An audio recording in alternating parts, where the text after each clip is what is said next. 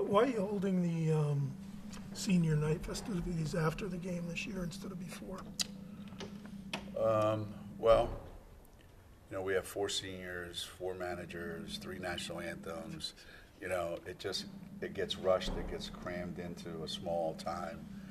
I just felt like after the game, there's more of an opportunity, I think, to have more people in the stands that want to stay, and people, you know, don't feel like we have to be rushed. So I just thought we'd try it and see if we like it, but I think it'll be good. Dan, I said to ask you if Paige will be going on the wall tomorrow night. Who said they asked me that? Anna? Anna did? Asked me first. I asked. Did you? Yes, because in the past you've done Fee and Lou on their senior night. That was a different time, a different era. So,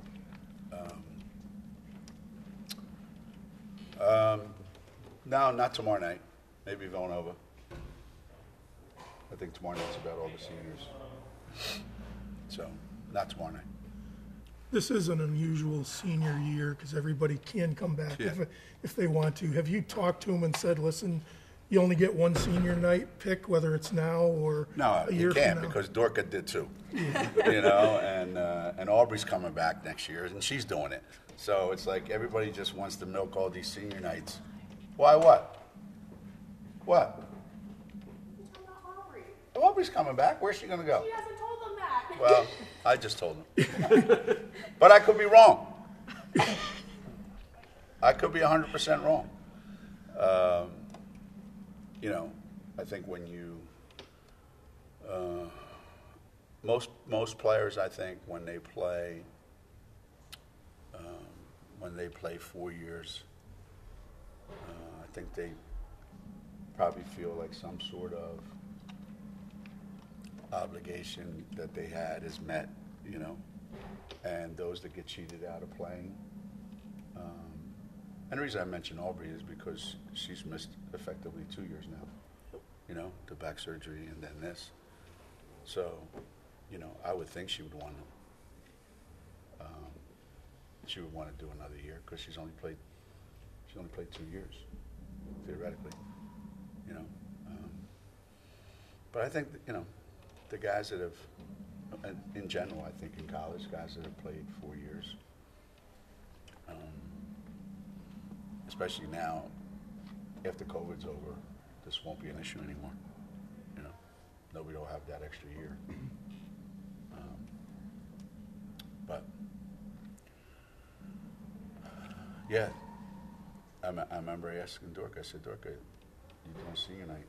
Does that mean you're leaving? She goes, I don't know. I said, okay. So that's the world we live in now. What do you want me to tell you? Do you expect all 4 to make their decisions in March rather than now? Or? Yeah, I would think so. I would think if they haven't said anything to me, they haven't said anything to you guys, they'd probably just have wanted to just concentrate on the season. And you don't know. I mean, who was the most shocked person in the world when Azure left? You know, I was like, where'd that come from? It came out of the blue, 100% out of the blue. So I've learned to just, you know, when's the free agent deadline? That's how you got to look at it right now. When's the first day that players can announce their free agents? That's almost how you got to approach it now. How much, if at all, are you talking to these guys about like what their WNBA draft stock looks like and what their prospects at the next level might look like, you know, if they do choose to move on? Yeah. They see it on their own, you know. It's on, I'm sure it's on every website, you know. It's constant stories about mock draft this, mock draft that. I don't know that anybody's told them specifically this is where, and I think Paige made a comment at one point, almost like, for some kids maybe it is about where am I going in the draft, And maybe for other kids, it's like, do I want to stay in college or not? You know, I've often said, you know, when you look at, especially on the men's side, you know, not to generalize, and certainly I don't know everybody's situation, but anytime a kid says, I'm leaving college early, and they're going to be undrafted because there's 300 of them, and only 60 guys are getting drafted, right? You know, they just don't like school. They're just ready to move on with their life, right? Now, fast forward, if you think you're going to be one top 10 pick, you know, and you go, okay, well, that's really cool. I want to go. Or, you know, I really like being here. This is not a bad life. I think it's each individual has to make that decision. It's not 30 million we're talking about, right? So I don't think for a lot of these kids it's a financial decision. I think it's a lifestyle decision. They can make money near now. Well, yeah, and the fact that you can make money when you're in school,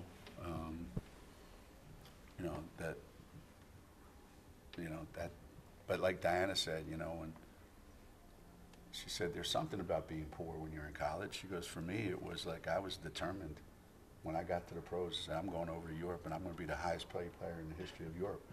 You know, like there was this motivation, and you know, some kids are motivated in that way, and others, it's not about that. You know,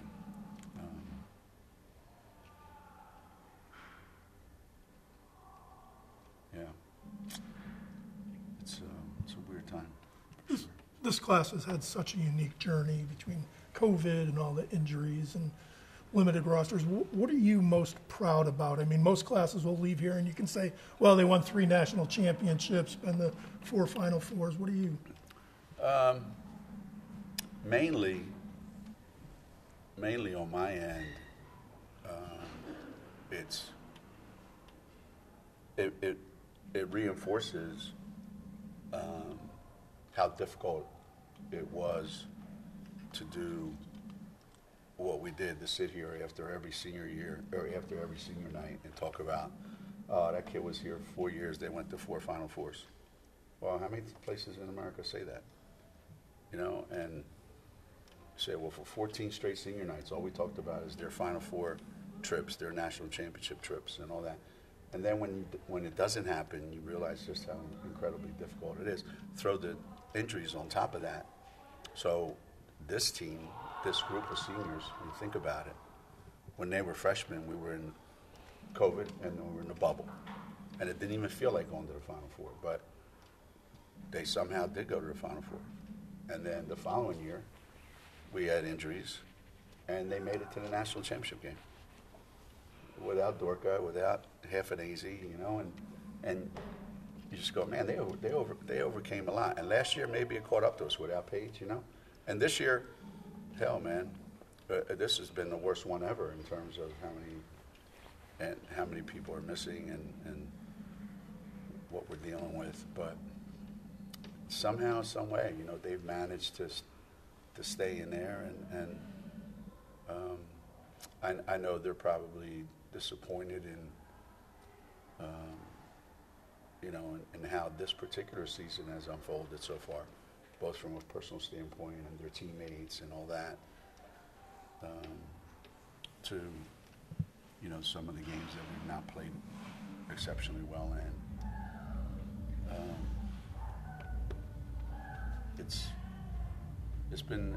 It really has been quite a journey for them, and at no time did I ever get this feeling that they were, woe is me, feeling sorry for themselves, ever, no matter what happened, Just tremendous mental toughness on their part. Yeah, or numbness, you know, maybe they're just numb to it, but certainly I think just to be able to go out and play all the time, you know, I think you see coaches now that are experiencing tremendous success for the very first time, and they see how hard it is to crank it out there every night when people are giving you their best shot.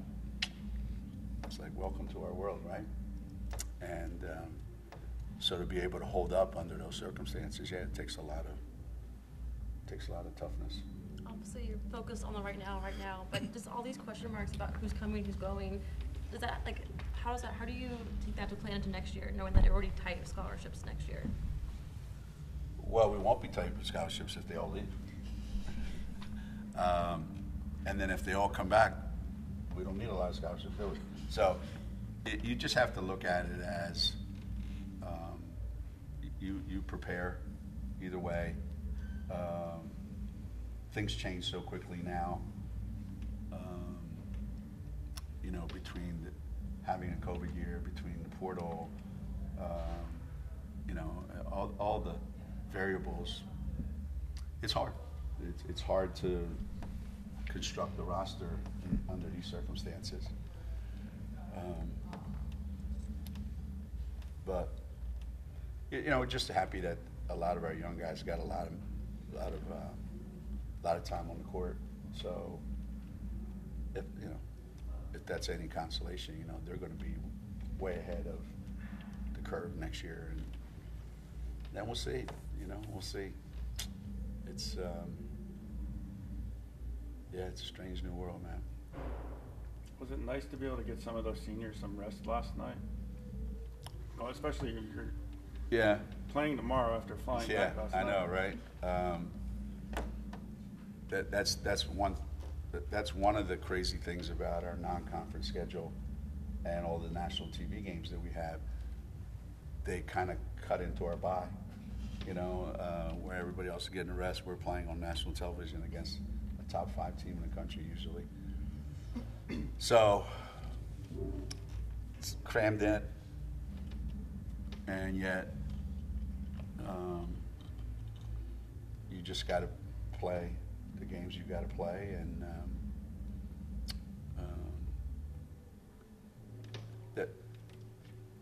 the thing that's interesting, we were talking today, and there's a part of me that thinks that a lot of these kids have played so much basketball when they were young that you worried like they're basketballed out.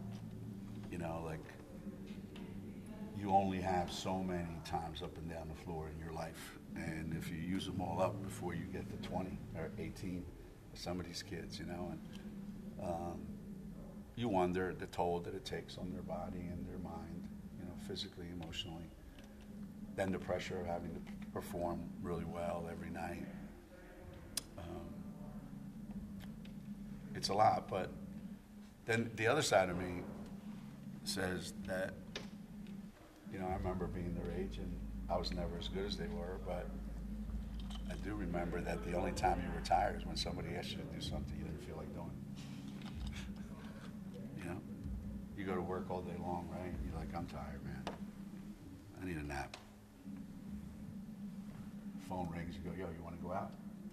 Pick me up in 15 minutes. Like, so when you're a kid, adrenaline starts to get in and the game comes and you just want to play. But having said that, it's a lot to ask when you don't have an opportunity to get some time, to recharge during a game. Forget, the day before and all that stuff, the actual game is what I think, you want to play great every night, and,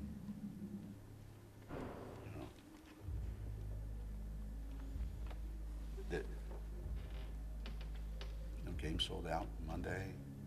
Our kids want to play. Game sold out. When we play Villanova here, kids want to play. What's left? 5 left, Anna? 5 games left? Yeah. 3 here, 2 on the road, right? Yeah. So goes by fast, right? There was a horrific scene in Kansas City yesterday, Chiefs Super Bowl parade.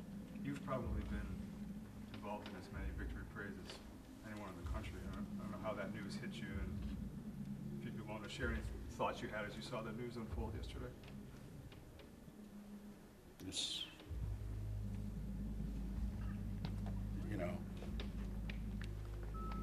I've said this a lot, you know, at some point the bullshit about thoughts and prayers are with everybody solves absolutely nothing.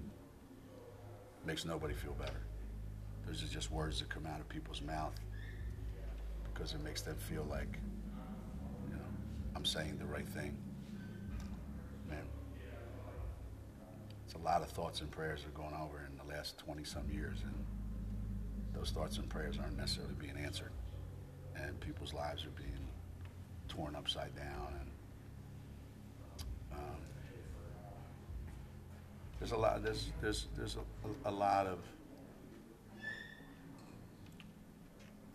There's a lot of hard things in this country that don't have to be this hard, and there's a lot of kids paying a price for being in places where they should be having fun. They're at school, they're in the playground, they're at a parade. It's just, you know, I don't know. Where else do people treat their children like we do here? I don't get it. I don't get it. The first NCAA reveal tonight, the top 16. No. Obviously, it doesn't matter too much. Are we still but in? How do you feel about it? Did they reveal it yet? Did they reveal it yet? No, No, it's today. at 6:30. Sorry, it's at 6:30, so nobody knows? No leaks? Man. I know, right? Top 16. Wow. I just hope we make the NCAA tournament, you know? The way people have been talking about it, it's like our season, you know, should end after the Big East tournament. But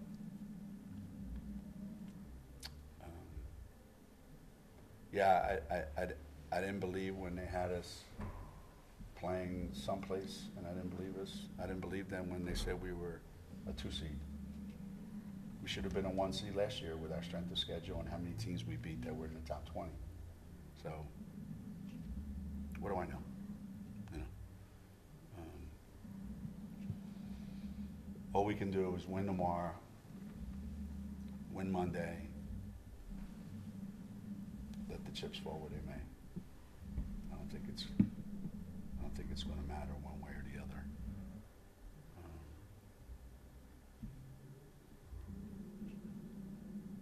You're going to have to play wherever they tell you to play and whoever they tell you to play against. But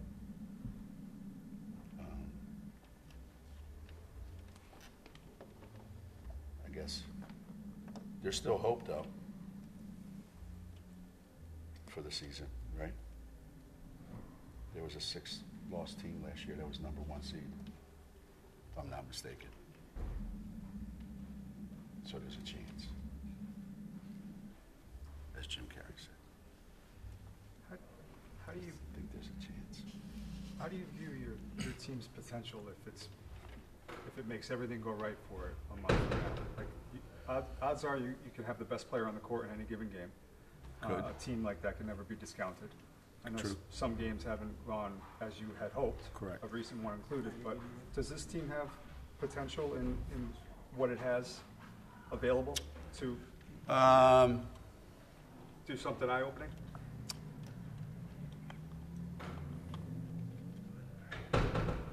Us at our absolute best,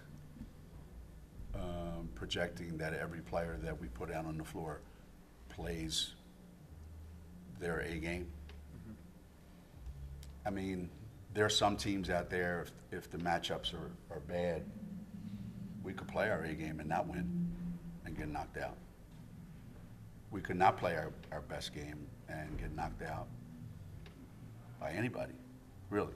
So obviously it's different than some other years where, you know, we go into the NCAA tournament, if we play our A game, we're going to win no matter if you play your A-plus game.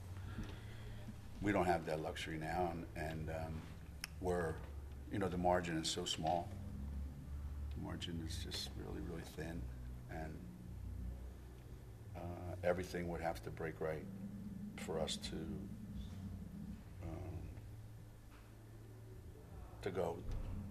go far in the tournament. You know, the only way we can win against the best teams is we have to make open shots. It's not like we're going to kill them on the boards. We're going to press them to death. We're going to, you know, whatever ways you can think of to win. We have to make shots.